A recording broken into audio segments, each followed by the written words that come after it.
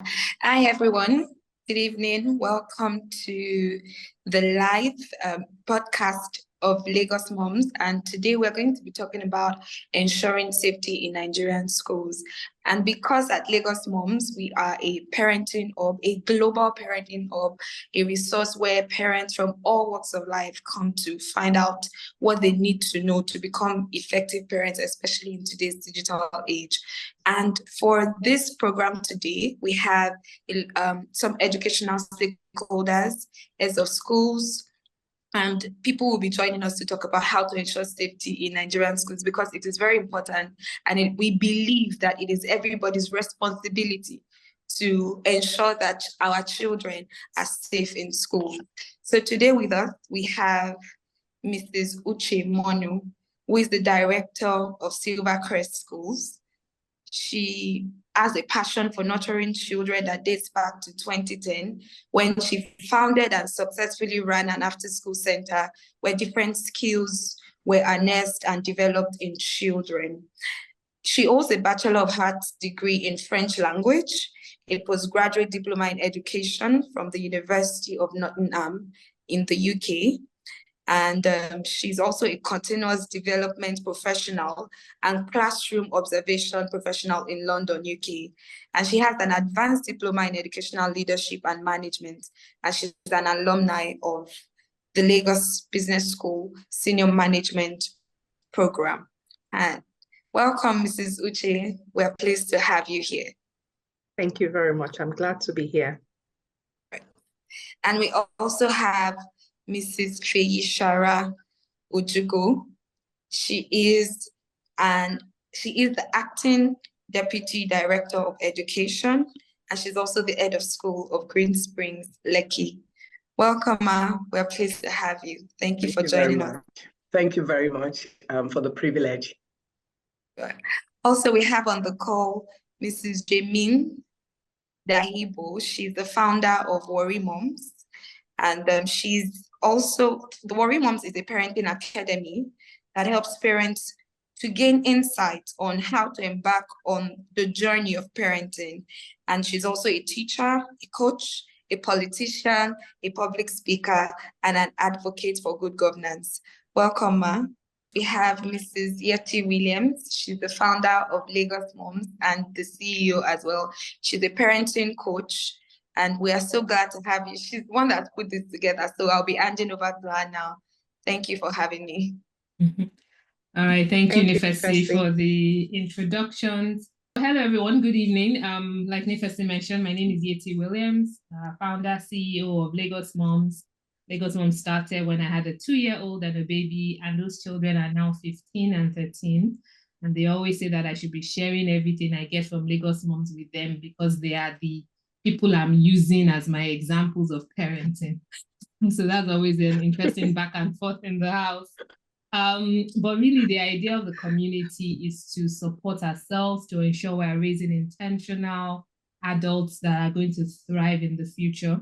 It's not about being good enough for Lagos, Nigeria, or wherever you're from. It's a global stage now. And so how are we preparing our children for that, no matter where they are based? So the conversation really today is a conversation around education with Nigerian educationists, and talking about getting quality education in Nigeria, which we know is very, very possible, which we know we have amazing schools in Nigeria. And it's not so much about the school alone, but it's really about the process, right, of finding the right school, engaging with the educationists, engaging with pastoral care, and it needs to be a partnership between families, parents, the students, and those delivering the courses for our children. So what we want to just do today is talk about some of the good, which we know there's a lot of, but also talk about the challenges that are on ground, right? So we all know some of the unfortunate things that have just happened. And one of the things I've found is like a cycle. Unfortunately, when some bad things happen, there tends to be a lot of, you know what I mean, a lot of emotions come up. But then sometimes it just dies off, right? It just dies off, and then until maybe the next bad thing, which we pray doesn't happen. So what I want us to do today is talk about education, choosing schools for our children from the perspective of what parents should be looking for. So with that said, I'm going to kick off with the first question, which is, what should parents actually look for when they are selecting a school? for their children. Also noting that no two children are the same. However, if you're a parent and you have 5 children, you're also not going to go to 5 different schools, probably. So I'm going to start with you, Uche. On a high level, what would you say parents need to look out for when they're selecting a school for their children? Maybe you want to share 2 or 3 things with us, and then I'll come to you, Faye. Okay, thank you very much for that question. I think it depends on the family values. First of all, it goes back to their values. They need to know if it aligns with the values of the school, the vision, the mission, the values, the culture, So they really need to settle down and know exactly what they want for their child, the kind of education they would want their child to have. And after that, I think the next step is to, of course, check for affordability. Is this something they can afford? If they like the school, can they afford it? Next thing they would like to look at is maybe the curriculum. If it's the curriculum that they would like their child to have. Other things like co-curricular activities, they need to check the qualification of the management team and the teachers. They need to check the school environment, make sure it's safe, it's secure, make sure that health and safety is priority in the school, and just generally take time to study the school, especially their vision, their mission, and where they're going as a school. So that's my contribution. Fantastic. Thank you. Thanks for sharing those. So family values, affordability, curriculum, and obviously paying attention to the qualifications of the teaching staff as well. Yes. Yeah? So Faye, on to you, please. What would you add to that in terms of what parents should be looking at when selecting a school? Okay, thank you very much. I think Uche has covered most of it. But to add to what she has already outlined, I would say also the facility, because it doesn't matter what the school is promising, what the curriculum they are touting is. Does the facility support what it is they are promising? And of course, Uche spoke to, the security architecture of the school. Do they pay attention to things like safety? And again, let's say one of the things I would always encourage is that the parents, as much as possible, apart from what you're hearing other people say, go to the school, engage. Do the members of staff sound convincing? So even in terms of, the students, what kind of products, is associated with that school? So I think these are some of the very, very critical things. And still speaking about the curriculum, are they just focused on academics? Because one of the things that is very, very clear now is that good schools, top schools, are not just looking for academic excellence. Right. They want to know what else can this child do? What else have they done? Have they developed leadership? Do they have skills in other areas apart from academics? So these are some of the things. And then you also want to know what is the track record of the school. And talking about the values that Uche mentioned earlier, their track records, does it line up with, looking at their values and their mission and all of that? Does it back up, the track record that they are touting? So I think that is also very, very critical. Yeah. Okay. Fantastic. Thank you. Thank you for sharing that. So facilities, you re-emphasize security. And I like what you said also about looking at the track record too. It's one thing to say this is what you offer, but then how do we actually verify, that, the school is turning out the type of children for the future that maybe align as well to part of what Uche said, which is, what are your family values? What are you looking for? What does success look like for you as a parent who's picking a school for your child? And then, excuse me, if you know what that looks like, you can then start to work backwards to say, okay, how do I know if I'm on the right track, right? So if you don't know, then there's no way to verify that. So thanks for sharing that. Welcome, Worry Mama. Well, we're starting off with the first question that we've asked everybody, and I'd like you to chip in as well. Also, because you work in the public school sector space, which is, so it brings a balanced conversation as well.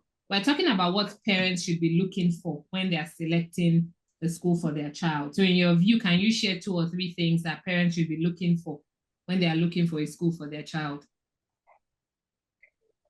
you know, a lot of parents, when they are looking for a school, they look at proximity. They look at the school my friend is taking my children to. They also look at aesthetics and say, is this place fine? I like the grass. I like the building. There's AC. But you know, in one of my trainings, there's this training I did with an oil firm then long ago. They said, stop. That's the safety check. Stop. So one thing a parent should look for, and it's very important, and parents do not take it as important, is that if I take my child to that school, will my child come back home to me?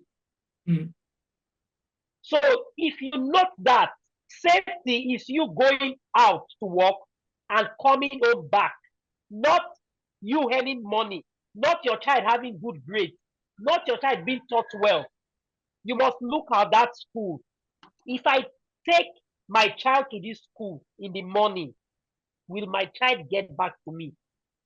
So if parents have that in mind, they'll start looking at things like, when you get to the school, you look at from the gate, how is the security man talking to you?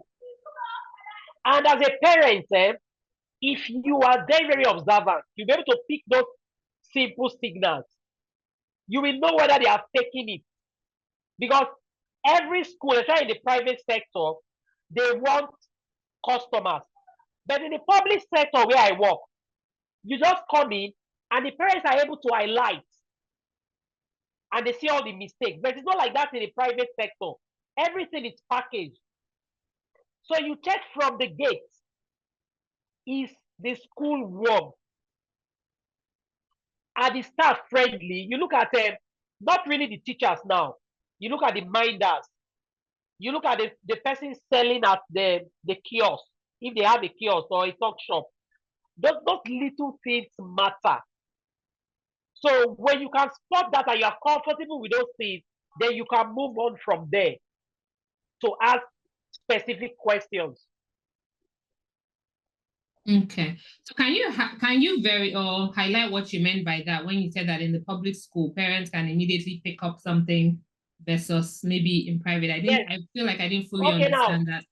Now, in a public school, some public schools don't have fences. There are no gates. Some have gates. Some have security men there. So a parent walk, sometimes even if there's a security man, maybe the security man comes in the morning. In every public school, in every state, like in Delta State where I work, you have a night guard and you have a security man employed by the government. Now, whether they come to work or not, it's another matter. Because sometimes there's a night guard, you see it on the payroll, but you will not see it. Then you have a security man that comes to open the school. You open the school gate, maybe as early as 6 a.m., and then you won't see him again. If you are the one that comes early, you might see him. But on most occasions, you don't see him. But if it's a school like it's a model school, the model school are treated a little bit holistic. That is, they see I'm saying like at just school. So the security man is there. Most of the security posts have a room, a toilet. So at the gate, he said, who do you want to see? He said, I'm going to principal's office, and nobody checks you again. And you walk in. Do you understand? Then the private school, most private schools, you can't just get into the school premises. Maybe you have a form to fill. They ask you where you are going to. Even if when they know you are a parent, they have those stops and checks. But in the public school, I see. You really do not have it. Okay. You really do not have it. Right.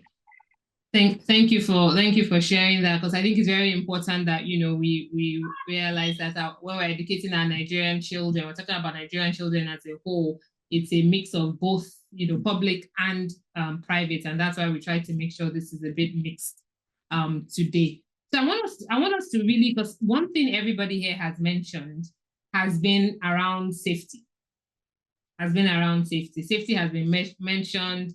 Safety has been highlighted. Now, for some parents, it's not something that's top of mind to them. What they're usually thinking about is, curriculum, examination results and all of that. So what should parents start looking for? And what does your school specifically do when it comes to managing safety and ensuring that safety protocols are high on the list and everybody in the school environment is aware of what is required when it comes to keeping children safe in school? And I'd like to start with you, Faye, please. Okay, thank you very much. Again, I think for all of us, both parents and educators, and indeed all adults that have a duty of care to children, it has to be safety first. Because it's when a child is, that child's well-being is intact, both physically and emotionally, that any other thing can take place. So safety is very, very, crucial, and it must be at the front burner. So I think for me, the first thing, and we always, it's like, it's almost cliche, in our school, everybody says it, it's something we say to ourselves all the time, part of our safety consciousness, which is, we have, I think I would say we've been successful in establishing a culture of see something, do something. If you can't do something about it, you must say something about it. And what does that mean? Whether it's in big things or in small things. So for example, I'm a teacher, or I'm an adult, and I'm walking from point A in school to point B.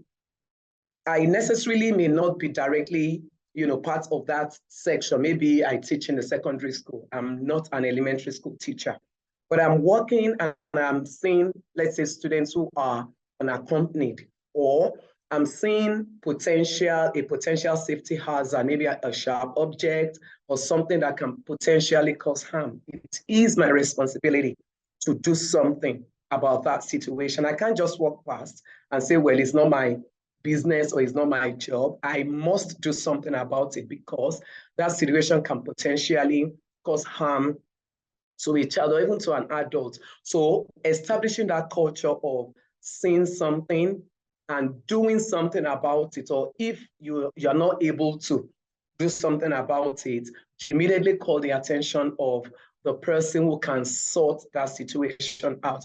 And I think that's important for all schools, whether it's a public or private school, establishing that culture. Again, I think training is very critical. So for example, one of the things I believe every school must ensure is in place is periodic training of staff. First aid training, for instance, is almost like a no-brainer, because educators must be first responders. And when I say educators, I'm not just talking about academic staff. I'm not just talking about teachers. I'm talking about every adult, because every adult in a school actually has the duty of care. So whether you are a gardener, or you are a cleaner, or you work in the kitchen, or you are a teacher, you have a duty of care to the minors in that school, the children. So I think training is very important. So first aid training, periodic safety awareness sessions, very, very critical. And I also think for leaders, in that school, whether it's a private or public school, really doesn't matter. There's something I call management by walking around. Sometimes executives or people who feel they are leaders, just think they can lead from their desk, right? But I'm a firm believer in the fact that there is a gap between theory and practice. So you can have something on paper, you can have all the beautiful policies and all the amazing policies. Oh, we have a fire drill, or an emergency policy, we have a safety policy, we have this policy, that policy, this is what we want teaching and learning to look like. If you don't get off that seat and be intentional about moving around that section, if you are, let's say, an elementary school or a primary school principal or headmistress, or you are a secondary school principal, or even a head of school, or whatever the job role is, moving around, I call it management, by walking around, very critical. Because when leaders move around, they facilitate a lot, you are able to pick things. And sometimes it may not even be something physical. For example, a teacher, a leader, moving around, or a principal, a headmistress, moving around when the students are on recess, very important. You will pick up a lot of things just by observation. You will pick up the culture of your teachers when it comes to duty. Are they doing active supervision, or are they distracted? Are they on their phones when they should be actively supervising students? Are they minding what is going on with those students, or are they in little clusters, gisting and not paying attention to the students? So it's so important that leaders, get off their, from behind their desk and move around, see what is going on. That way they're able to pick up, a lot of things and deal with them before they become a problem. And I think maybe to allow us to say, other things, I think process is also very critical. It's so important that schools are clear about their processes. So whether you are talking about how you want to engage if there is an emergency, or something as simple as when visitors come to the school, what is the process around that? When parents come to pick their children, whether it is that they need to pick that child to go to the maybe to the embassy or to the hospital or for whatever before school is out, what are the processes around that? Or even when they come to drop the children in the morning, or when they are picking them in the afternoon, what are the processes? Are all the relevant stakeholders, including the parents themselves, are they aware of the processes? And are those processes being followed through? Because if processes are in place and they are being followed through properly, so if there's a pick-up process, everybody's clear about it, that when students close, for example, just giving an instance, right? They go to, let's say, a holding room. So students cannot just close and move out, haphazardly. They go into a holding room where parents will go and sign them out. And having signed them out, they may not get out of the gate except they show, let's say, their family pass, so that security men are sure that if I have 3 children in my car, those 3 children, I have the authority to pick them. So even if I'm a parent, it is not enough that I'm just taking students off the campus. The students or the children that are with me, am I the one who is supposed to pick them? Have I followed due process? Very, very critical. So I think I'll stop here so that I can give other people opportunities to add on to that. No, but thank you. Thank you. I really like what you said about management by walking around, that theory versus reality, it doesn't always align. And unless you're actually actively managing it and making sure it's something everybody's living and breathing, you can't be sure that because it's in a policy somewhere, it's happening. And also what you said about that, watching if there's active supervision. Right. And we're going to get to that. That active supervision, it's one thing to say it, but are people actually paying attention? Because I think we live in such a distracted world now, don't we? Everybody is on the phone or tablet or something. And I'm going to talk about that. I love technology. I'm big on online safety and all of that. So we're going to bring that in as well to talk about what that means from all your different school perspectives. So thank you. Uche, I'd like to come to you next in terms of safety. So can you continue from that place? I know Feyi said a lot. All of you are like real efficos. Everybody's answering everything before we get to the next person. But I trust we all have something to add to each topic. So please, Uche, unmute, your turn. Can you share with us? Okay, so yes, Feyi has covered most of it. She has said a lot. Well done, Feyi.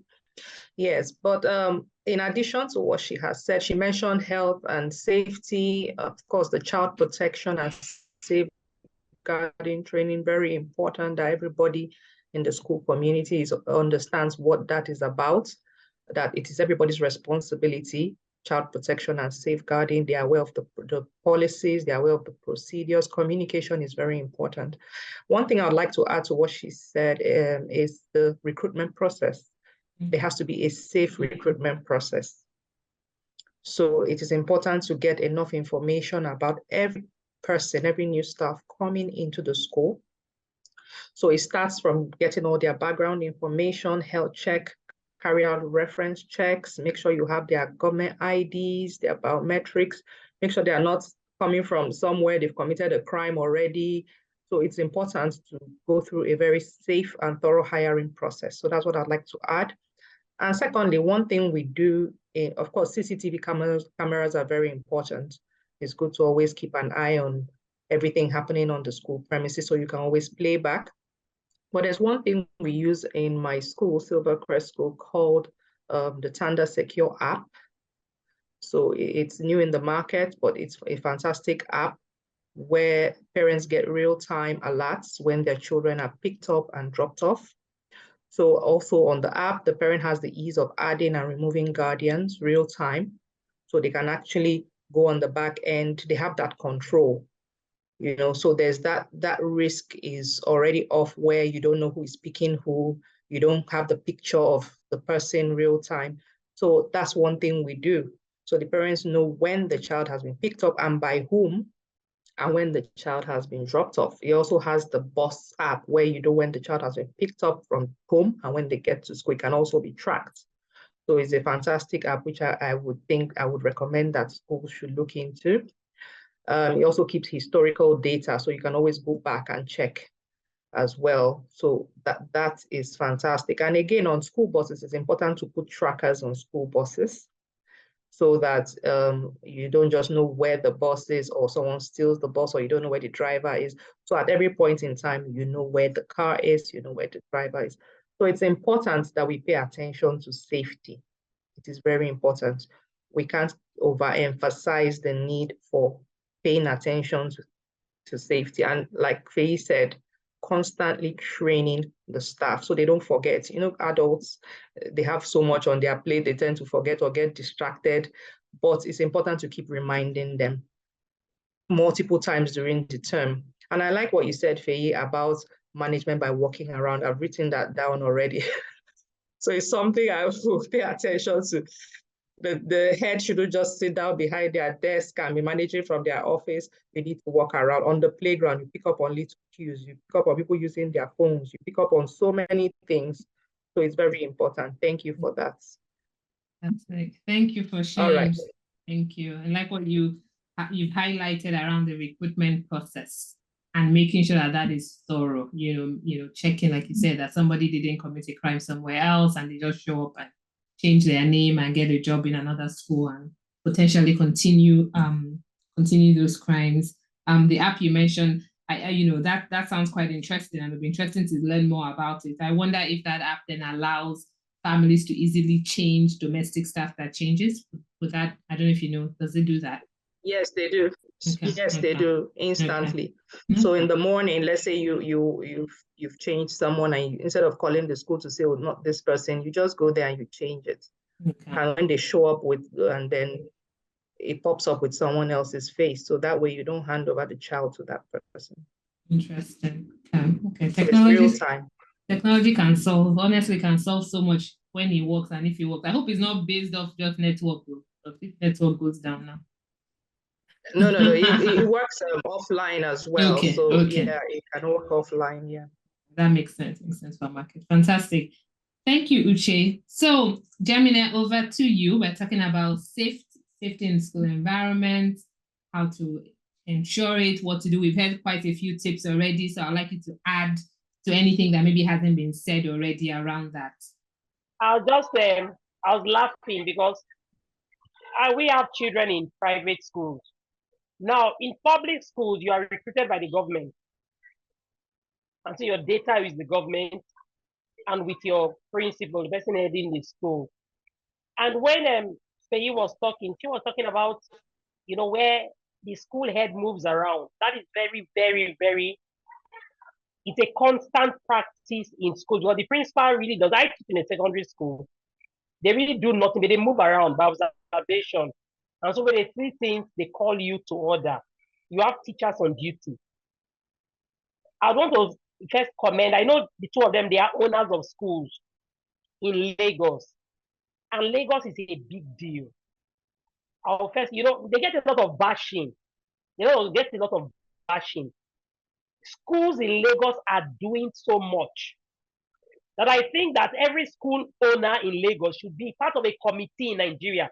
Now, maybe when you introduce me as a politician. One of the reasons why I got into politics was because I have children in private school. I'm teaching in public school, and the difference is, and the students in private school, they're not like a drop in the ocean. The bulk of the Nigerian population are in public schools. And we're talking about tender half. We never even get water. You talk about tender half. We don't get water to wash hands. We have to collect money to buy fuel. Sometimes we have to look for generator. so that at least the children can go to toilet, washing of hands. Do you understand? But one thing that is, I think that God works mysteriously in public schools because the hazard not be here, not be to come play. And then number two, because you have a lot of women teaching, a lot of mothers are teaching, and then a lot of these mothers too, they are well off. So they know what what is obtainable in private schools that their children attend. And so it's not like when you are cooking in those days when we used to have the caterers cooking. You have family people coming to cook food for the party. That's what we do in public school. So you see, everybody brings in their input. Now, if a child gets injured in school, every public school is registered to the health center closest to it. So, you know, when a child is injured, now, I don't say, you just see the reflex of mothers. You get the child, somebody is putting the child in the car, and then everybody's going out. If we see a strain, because sometimes if the school is not safe, and you see maybe one kind of guy, or you see 3, 4 boys coming into the school, you just see like 5, 6, 7 women. They just round you up and say, where are you going to? Who do you want to see? What do you want? So everybody is a detective in public schools. Everybody is hands-on. Every child is your responsibility because in the Nigerian education law, if pikin die for you for public school, now jail you dey go. Really? They will first throw you inside jail. Now jail, all those matter they say close school down. That teacher will first be arrested. The fourth teacher of that class will be arrested. The principal will be arrested. So before your family go say they won't come bail you, you are cooling off inside. I don't know the prisons. We call our one to carry Ikirikiri. You first cool off like 3, 4 days, and they will tell you your life, how you have maltreated people's children because they are not your children. So we do a lot, but I see the hand of God. I have seen it work in secondary schools because I see the effort that private schools do. I see what they impute. As a boy, parents will say, we dey pay money. I say your money cannot be content. Somebody running a private business and doing that when even the government is not ready. Almost training, they'll say that they train. I self-train myself. I have paid money to just train and train. Then I talk to my colleagues about them. Do you know that in public schools, for you to be, I'm a principal category now, I'm going to level 15. For you to be a principal, it's just for you to climb the steps. We're level 16, they don't put you in a school. Whether you've been trained, maybe you finish school, and then you must have spent like 30, almost 30 years in teaching. And so they don't dump you to head a school. So you're not there, you're not dishing orders to your teachers. Copy your notes, do your lesson notes, be in school on time, take care of the children, they are your children. So we don't put in, the government is not putting much effort the way private businesses are doing in school. And I comment them so that when I see issues on social media about a school, I don't make comments because a lot of people talk, you don't know what goes on in running a school. When you bash, they close the school down, I'll just be laughing. Because our public school is a mess. It's a mess. So for safety, the first safety we rely on in public school is God, and we do the collective because everybody bring their experiences from where you have a lot of, sometimes you have wives of commissioners, wives of ministers teaching. So they bring, in my children's school, we do this. So we collectively handle a lot of things, and God has been faithful. I've been 20-something years in the business, and God has been faithful because some of the things that has happened, many of us were not in jail since. Wow. Thanks for sharing. And I've noted it too that Lagos school owners need to go and set up a committee. Feye and Uche, I hope you take message back to your colleagues. They need to do that because I really need to say this because you know that my husband works and lives in Lagos. But I said I like all the parents for the Lagos schools, but I cannot do tender half. I drop my child and I change. I know. See, when I close 2 o'clock, I can sit in my children's school when they close. Be and then. I carry them like I'm bag. I know when my husband leaves the house in Lagos, 4 o'clock, by 10, he's still in traffic. I don't get that power for that stamina. So I commend them. And they need to set up a committee to work with the government because they are doing so much. Government comes and shut down your school, and the government has not done that. Has not done 1 inch of what you are doing for their own schools. And because God has been protecting children there, they think that they are messiahs. And I think they need to come out with a strong voice. Because when things happen, like you see where the vendor, the little girl was electrocuted, and see, if I will share stories as we go on, you will know that they need God and they are doing so much, and they should come in one voice. Not that some say that my school better pass. No, they need a voice.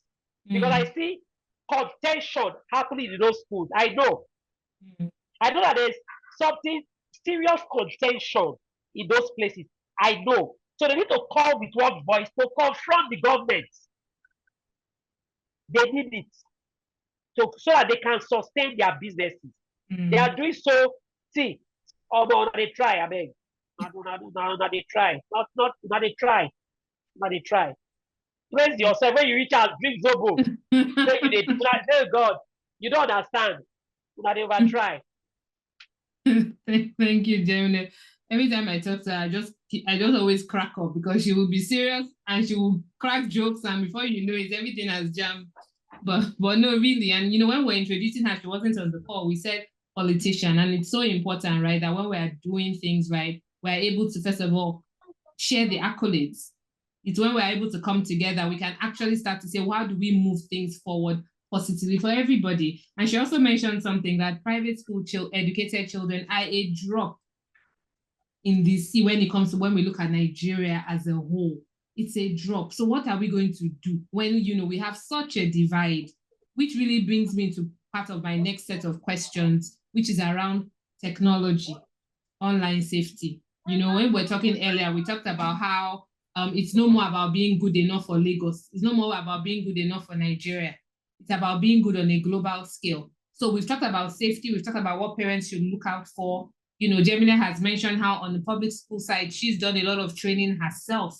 We all know what some of the gaps are, right, on a government level, but that doesn't stop us. So how do we start ensuring now that our children are using technology for good? In terms of a lot of the parenting coaching I do, majority of my clients are parents who are struggling because their children are addicted to games, are online all the time, have been exposed to adult content, they don't know what to do, they don't know how to stop them. And no matter what a school does, the child is at home for how many hours? So I want us to talk about it from that perspective, what your schools are doing to protect children when it comes to using technology and using it positively, but what parents do need to be keeping in their mind, because a school cannot come to your house for you to ensure that online safety is in place. And I actually want to start with you, Jemine, from a perspective where you have two hats. You are a customer as a private school mom, and you are a teacher in the public school system. And all our children have access to digital. They are all using devices in some shape or form. So can you talk about online safety and what we need to think about when it comes to that for our children? You know, when I do a lot of, they say, no screen, no screen. Now who get money, they buy phone for Peking. That's for the elite. No get money, they buy phone for Peking now. But it's strange that I know. I said in Lagos, you know, Lagos is our center, whether we like it or not. Lagos is Nigeria. So this committee that they will now set up with Ministry of and do a lot, they would need to put laws, because we need to go to the House of Assembly. We need to go to the Senate. So make sure the laws are changed. How can we manage phones? Because in my school, I don't see phones. So I know that there is a minimum. If we have 500 students in the school, there is a minimum of like 300 phones every day. They will hide it. So if a teacher sees it, the teacher takes it. And the teacher tries to, sometimes they'll say, I will not give it to you. I would not give it to you. Call your parent and all that. Now in public schools, most of these phones are not bought by parents. Most of these children, they sell. Most of them, they are skilled. So when they are doing those skills, the first thing they want to buy is a phone. So when they buy the phone, most occasions when teachers take the phone, me, I don't take their phones. I don't want to see nonsense. They see a lot of fun. They see a lot of fun. So I try to, in my former school, I try to do just a 30 minutes training to say, okay, these are some of the things we can do. Helping your children, you do the family link thing, and then for the children exposed to porn, then we now think about to get them to, we have coaches that handle those specific things. But see, if we say the addiction to porn, children in the public school and children with their parents at home is the same thing. It is on the rise. It is scary, it is alarming, and it is shocking that a lot of parents will tell you that I don't know how they do WhatsApp. I don't even know what they call Facebook. And you have children that have devices. Whether you know it or you don't know it. If they don't have devices, their friends have devices and they bring it to school. Now I was following a school bus in the morning. The school had children in it. So I now said I was going to overtake. And I noticed that the children, it was a private school, the boys behind, I was behind them, they were looking at something. So I noticed that they were looking at a phone. So a child had brought the phone from the house. But I followed them in their school, got down, went to the school administrator and laid my complaint because I'm a concerned parent. And when it comes to parenting, all my antenna understand. So I laid the complaint. The boys they took the phone. I left them to handle their business. So when it comes to screen, parents need to do more by what? Education. The churches need to do more. We don't have Sunday schools again. All the church, they don't package all of them like cinema houses, put AC, package. You take children to church, they will not teach it. They give them zobo, they give them ice cream, they give them biscuit, they give them cake, all those kind of things. No memory verse, because the church is a tool, or the mosque. I'm a Christian, I'm not a Muslim, but the church has molded a lot of people, children that grew up in the shrines. So the church should be a vital place.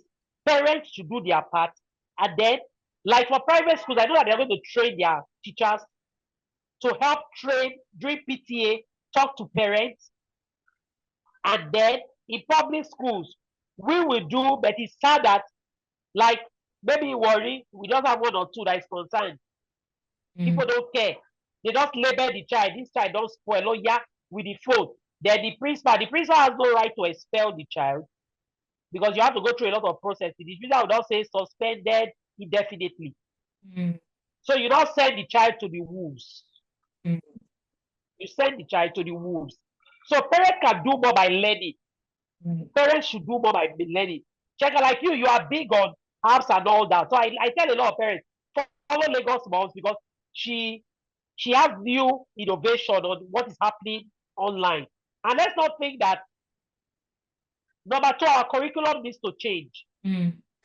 Where digital education needs to be implemented. Our curriculum, that one now another matter, beg. That is a problem on its own. We'll talk about curriculum, we'll leave here. So we need on this phone safety. Parents, schools should collaborate with churches, because that's where you get all of them gathered. When they say pastor, they call. So parents will even lie at work to be with pastor because of anointing oil.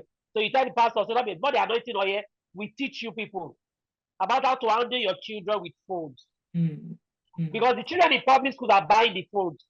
The children in private schools, their parents are buying the phone. And sometimes because it's not regulated, they will seize the phone and sneak it to schools.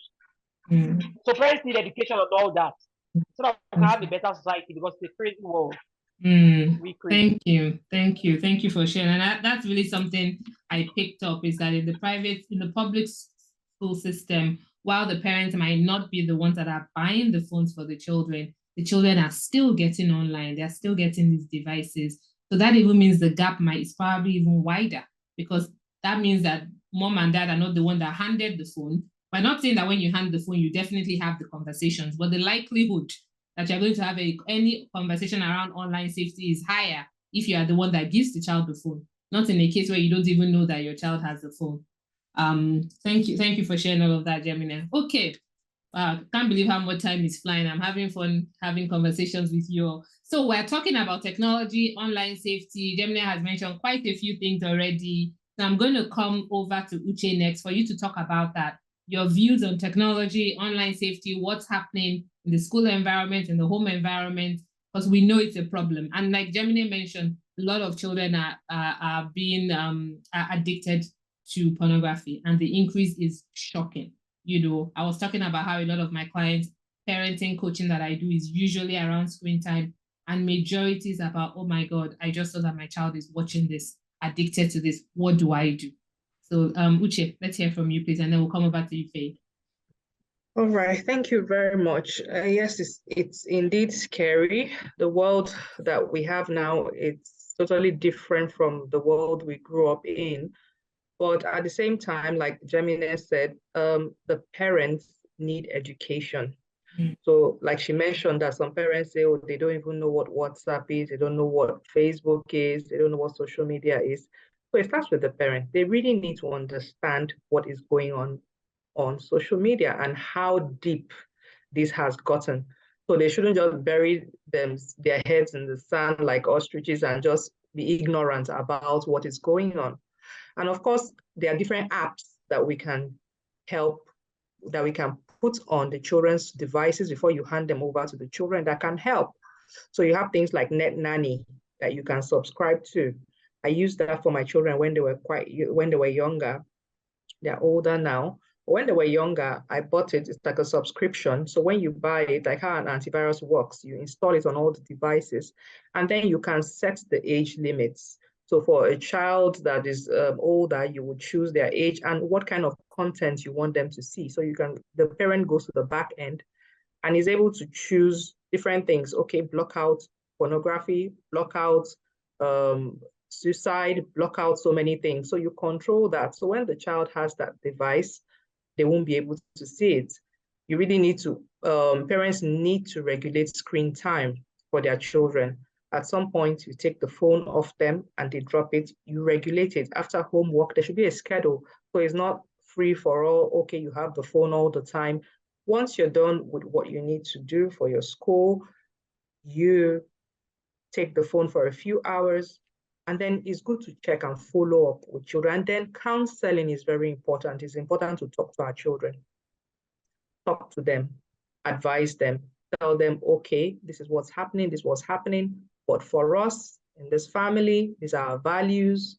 If you're a Christian, you bring in the word of God, you use that as an angle to say, okay, we're not allowed to do this, we're not allowed to do that. So it's a lot of talking, it's a lot of counseling. And then on our own part, we should also put the safety measures in place. So I think that will help because it's not going away. It's even going to get worse. Yes, it's not going away.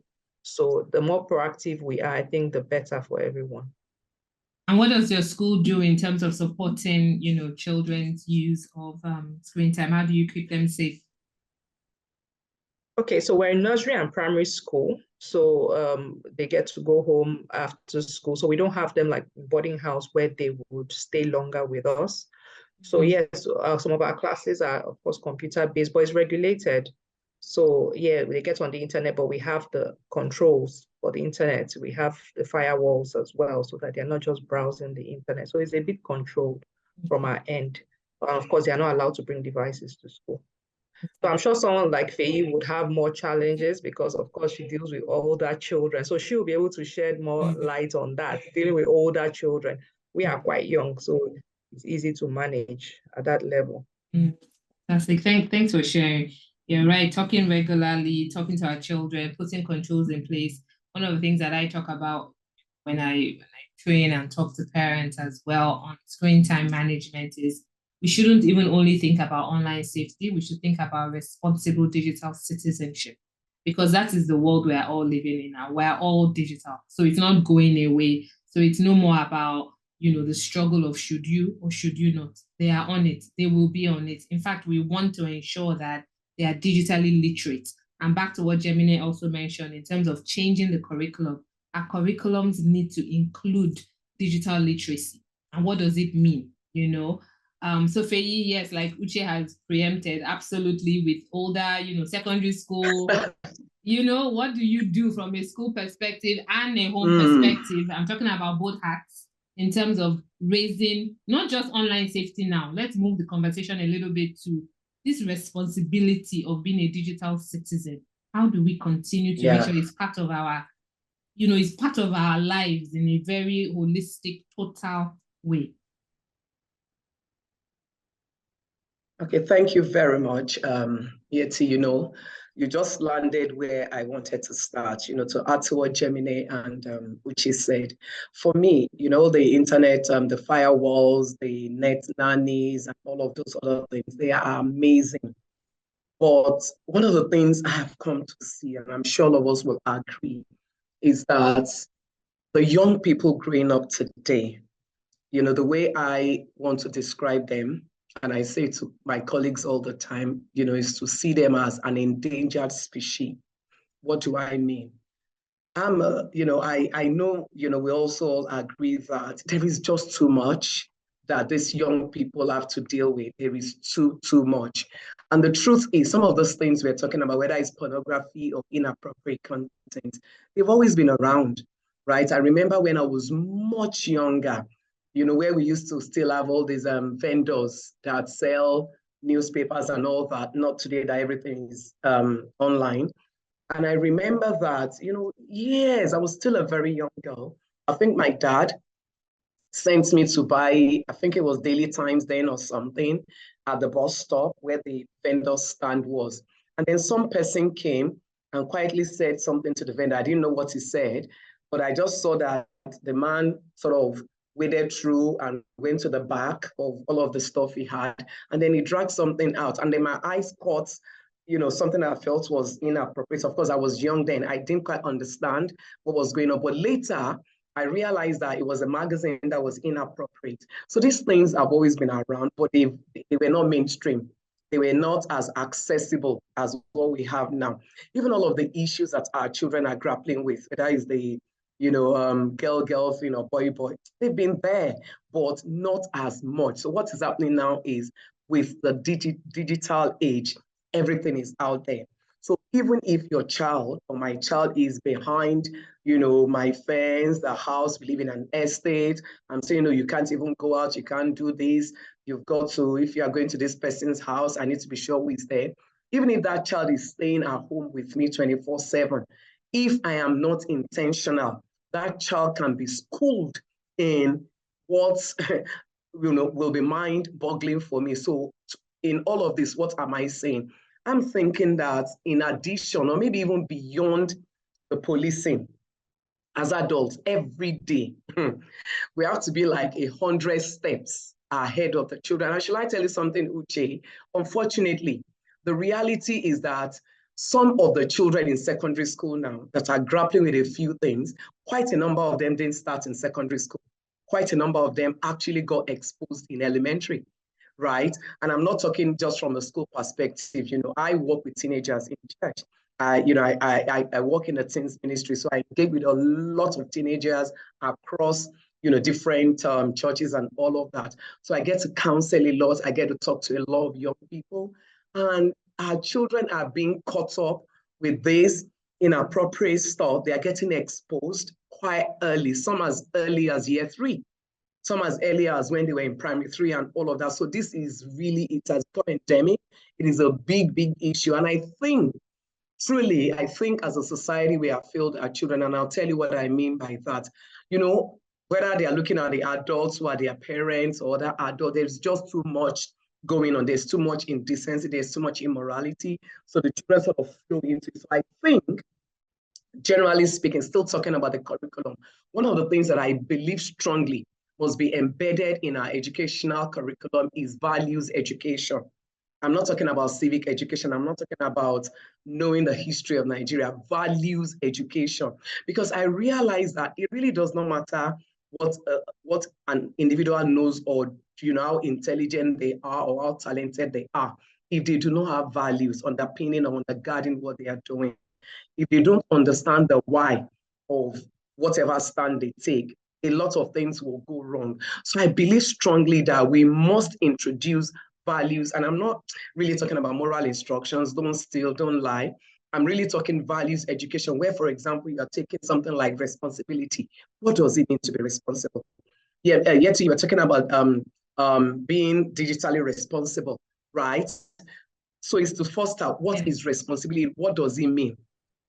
Respect. What does respect look like? Where does respect start from? Respect starts with me. So in engaging with our young people, I'm saying to them, for instance, this issue of maybe I've been exposed, or somebody is telling me to share nudes of myself or something. What I say to my young people is, before you do that thing, whatever it is that that person is asking you to do, whatever thing you want to click on, ask yourself, what are some of the likely consequences of this action I'm going to take? So I think values education is very critical. And for us as a school, one of the things we introduced this year, we've always talked about character. Character has always been a big deal for us at Green Springs. But we decided that apart from or in addition to our core values and just generally talking about it, we need to bring values education to the front corner. So what did we do this year? We had to look at the number of periods allocated to all subjects, and we decided we needed to sort of carve out periods that we're going to put on the timetable to teach values. And I think as families, as schools, whether public or private, as we begin to create this awareness, as we begin to encourage our children to imbibe these character values, I think they will be able to make more better choices, let me put it that way. And of course, if a child is already exposed, they're already exposed. So what we now want to begin to talk about is therapy. What help can we make available to these children? So I think for me, in addition to what the other ladies have said, is just to say we need to, introduce values education across the board. We need to continually engage with our children to help them understand the consequences of their actions. Very important. How whatever they are doing today, like a ghost, can come into their future if they make wrong choices today to wreck their future. And they need to understand that.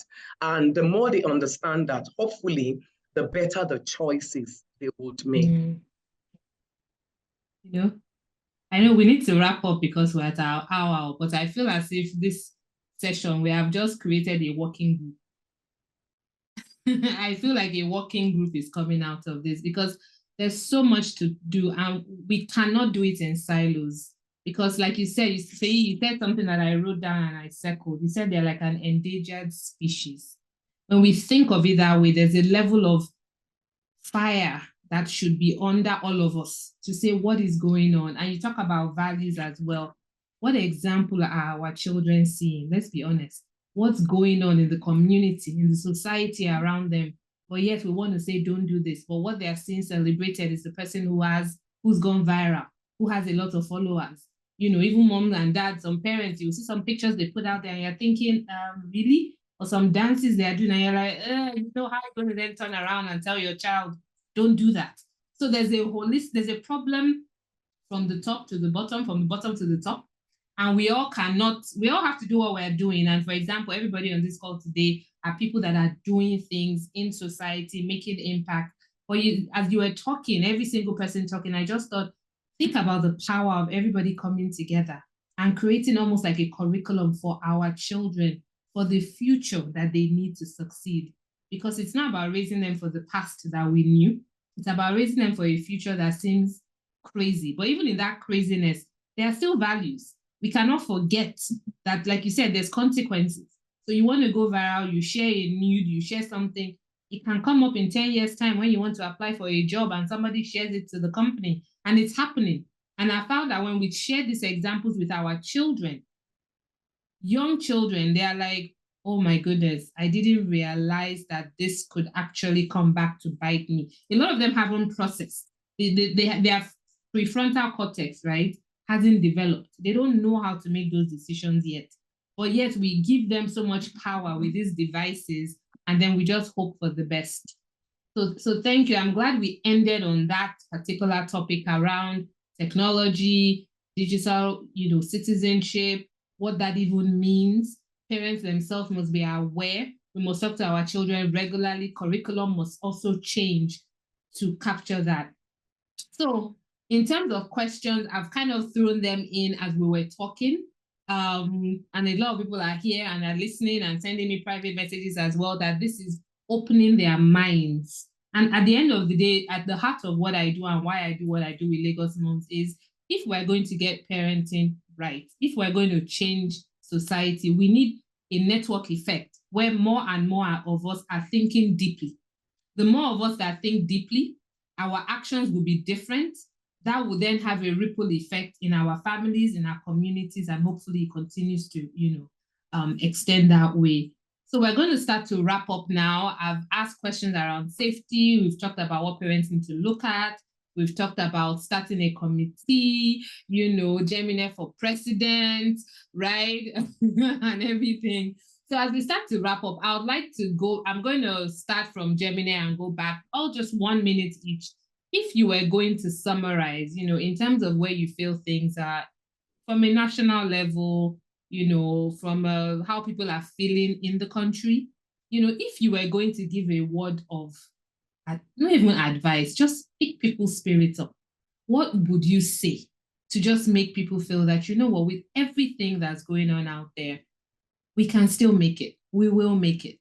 And what does that mean for you, for each and every one of you, if you were to be speaking to somebody saying, listen, there are problems, but there are a lot of opportunities as well. And how are we going to surmount the challenges? Okay, for me, I'll say the land is green. And that's our color. And that's my color. The land is green. And what does green symbolize? It symbolizes growth. And we should be, I was telling somebody today, be still and know that I'm God. We are too impatient. In Nigeria, we want everything to happen like magic. It's not going to work that way. Let's be patient. The land is green. So much opportunities. The land is green. Thank you. Thank you. Thank you. Thank you, Worry Mom. The land is green. That's our color. And we should be patient. Thank you. All right, Uche, you next, please. Okay, yeah, I like what Jamila said. We should keep hope alive. The land is green. We just need to hang in there. And I think another thing is it takes a community, it takes a collective effort. It's not something that one person can do. So we need to come together, all stakeholders, especially if we look at our children now. It's a collective effort. It's not just for the school. It's not just for the church to do. It's not just for parents. We all have a part to play. So we need to hang in there. We need to create more awareness about the need for the change of the curriculum, because education is the foundation. So we need to create more awareness around revamping the curriculum and working together to make sure that we raise the future generation that we can be proud of. So we shouldn't give up. If we give up, what hope is there for the children? So we need to hang in there and keep working. Right, fantastic. Thank you for that. Keep working, keep pushing. We can't give up. And so I'm thinking curriculum update, change. I'm thinking green as the color all of us start wearing daily until Nigeria becomes the country we want. Faye, please, your last words on that. Okay, thank you once again. So I would just like to say that from what we know, majority of Nigerians are young people, especially I think a lot of a greater percentage of our population seems to be, teenagers down.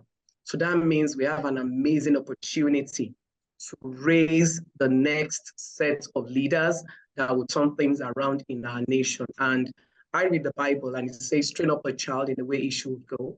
And when he's old, he won't depart from it. So what that means is for all of us adults, we can't give up. We must, what we must do is to say, okay, there is a problem or there are challenges. What do we need to do? And then, like we've said, we band together, we focus on what needs to be done. And we may not be able to change all the children all at once, but if each and every one of us commit to impacting the life of one child, positively, maybe one day at a time, or changing Nigeria one child at a time, then definitely we're going to, make great strides. So, yeah. Yeah, fantastic. Thank you so much. Thank you. I really enjoyed this conversation, actually. Honestly, I think we covered quite a lot. So thank you for everybody who joined. Like we mentioned, this will be available for replay on our YouTube channel so that we can watch it again, share with people. The more we talk about this, the more we will see long-lasting change, especially as we're, as parents, the heart of parents, the heart of education is. And there's one thing that you mentioned earlier that's really stuck in my head as well, which is that every adult has a duty of care. And I feel that that's a conversation to actually go into depth with later, because I feel that we've seemed to have lost that a little bit in our context today. Everybody's just me, myself, my children. I cannot be bothered. But how do we start to bring that where there's this idea that there's a duty for care because I'm a concerned adult, I'm a concerned parent. If I see something that's not okay, I should be able to say something. But sometimes people feel ill-equipped to do something. And some of it is in this e-village we live, which is a conversation for another day. What do you do when you see a child online doing inappropriate things? In person, it's easy to go to that child and say, stop that. Or go and call mom and dad, I saw your son doing this. When it's in the online world, what do you do if you see a child sharing content that's inappropriate online? Do we have a duty of care in that, or is it not my business? But I leave us on that question so that when I come back for our next session, you know where we're starting from. But thank you so much, everyone. For just last words, if you can just say where they can connect with you, they want to learn more about your school and connect with you. I'll start from Uche and we'll go down.